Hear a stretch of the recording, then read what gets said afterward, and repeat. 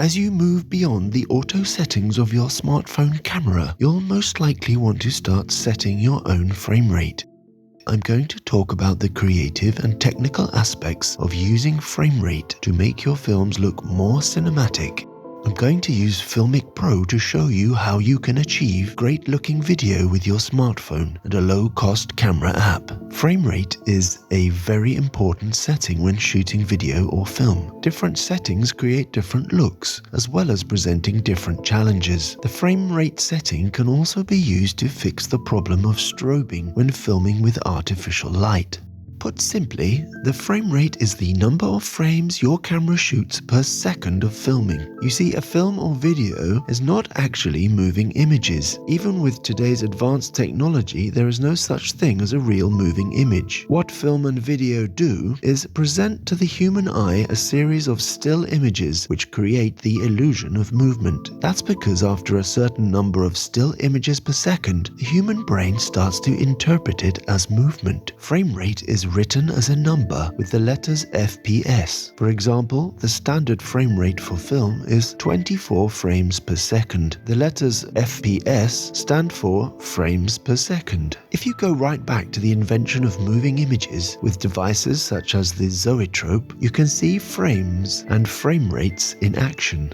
For example, if you view a series of images of a horse and a rider through slits in a spinning cylinder, the illusion of a galloping horse is created. Your mind fills in the gaps and the image is animated. And if you speed up or slow down the speed at which you spin the cylinder, you will be changing the frame rate. Early silent films had stated frame rates anywhere from 16 to 24 frames per second, but since the cameras were hand-cranked, the rate often changed during the scene to fit the mood. Which is an interesting thought, isn't it? The hand-cranked film camera was more like an expressive musical instrument, with frame rate controlled directly by human motion. The human visual system can process 10 to 12 images per second and perceive them individually, while higher rates are perceived as motion. Remember, when we talk about images per second, we are talking about frame rate. American inventor Thomas Edison believed that the optimal frame rate was 46 frames per second, so he built a camera and film projection system that operated at that speed. But film stocks of the day were too slow and expensive, therefore most silent films were filmed around 16 to 18 frames per second and projected closer to 20 to 24 frames per second. Now, because silent films were played faster than they were captured, they had a slightly speeded up look. Fortunately, for legendary film comedians like Charlie Chaplin and Buster Keaton, this made them look even funnier. But when synchronized sound was introduced to the movies in the 1920s, the film industry had to fix the speed film was captured and played back.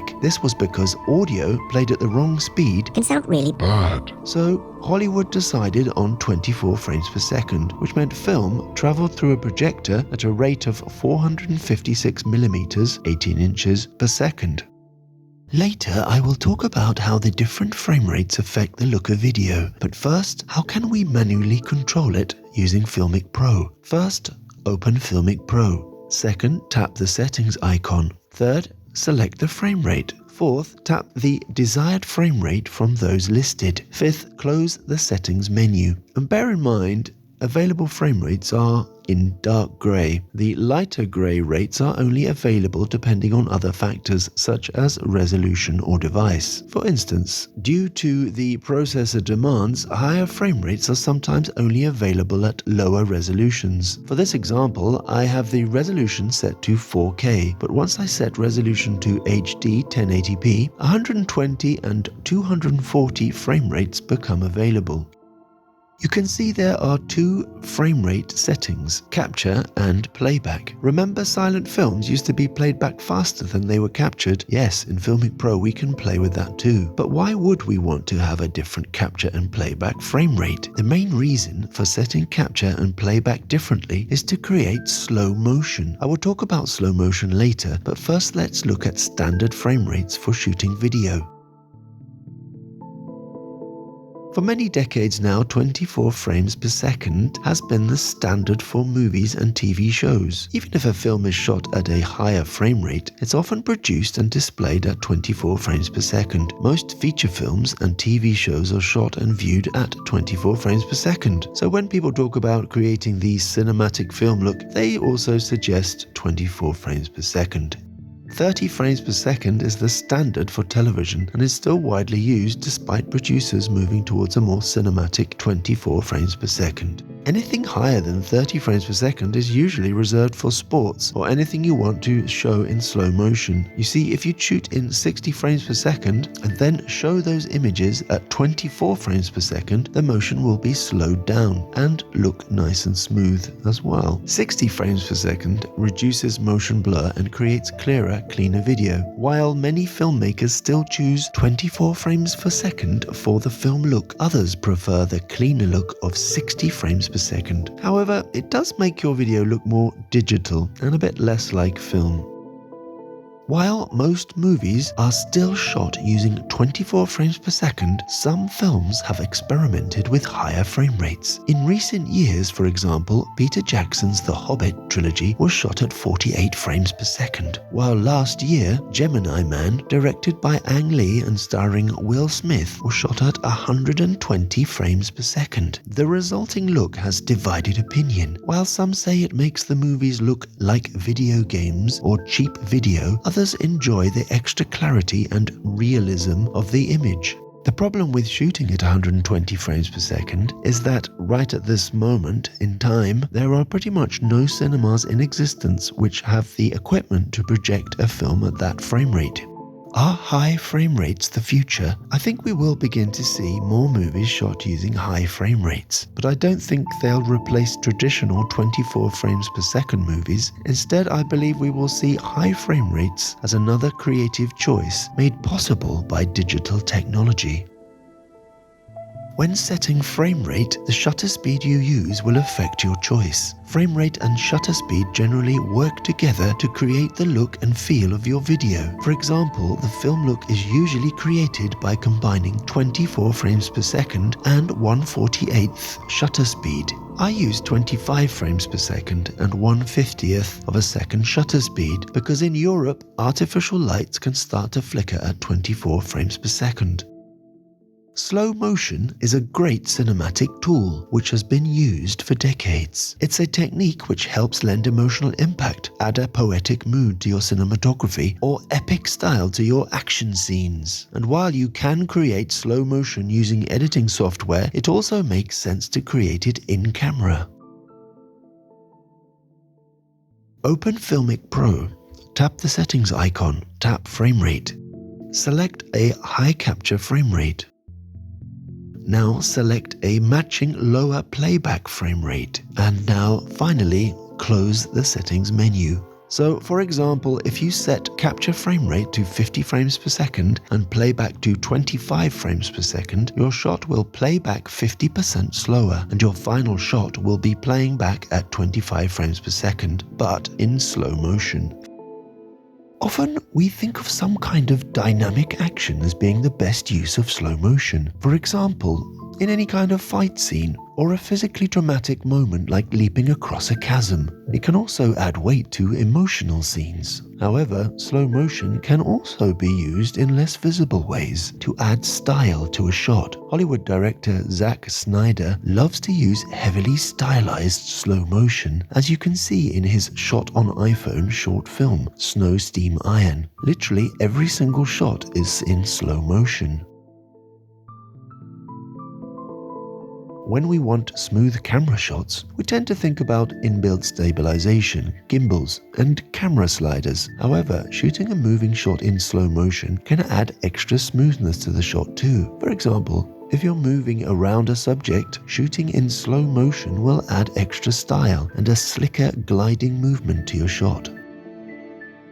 FiLMiC Pro also gives you the option to shoot time-lapse videos. Put simply, a time-lapse shot is the opposite of a slow motion shot. The camera shoots at a very slow frame rate and then plays back at a regular speed. Time-lapse is great for showing time passing, compressed into a short space of time. For example, clouds scudding dramatically across the horizon, or crowds of commuters hurrying to work across a city.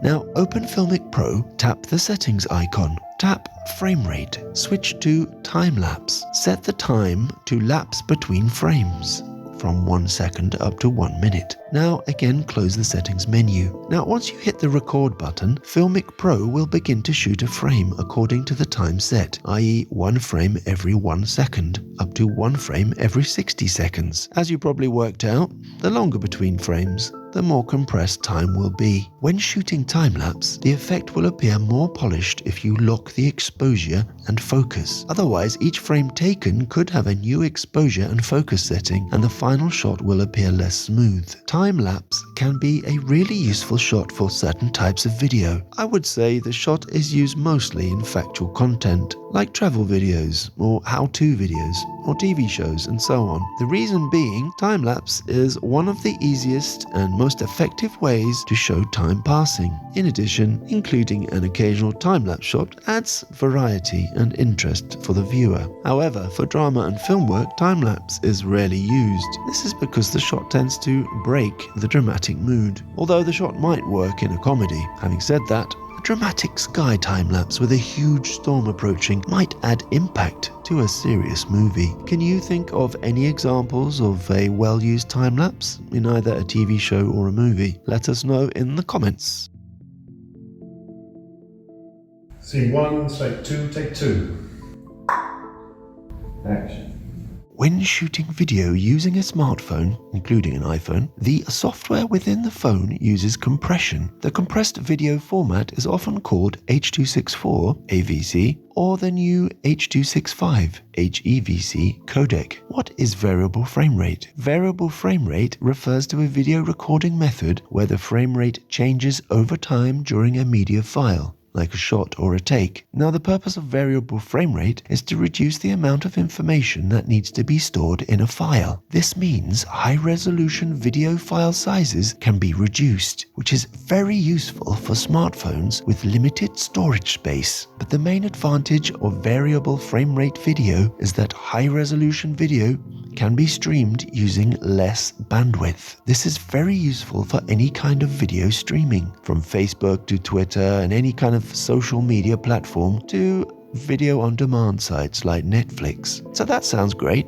What's the catch? The catch is that variable frame rate video files demand more processing power to work with. To cut a long explanation short, this is because variable frame rate video needs to be decoded in real time. This is not a problem for simple playback, but if you want to change color or add effects, your editing software has extra work to do, and sometimes that extra work is too much for your system to handle. Another issue that can arise when editing H.264 or H.265 video is that audio can go out of sync. However, in Audio Premiere Pro, for example, you can tell the program to preserve audio sync.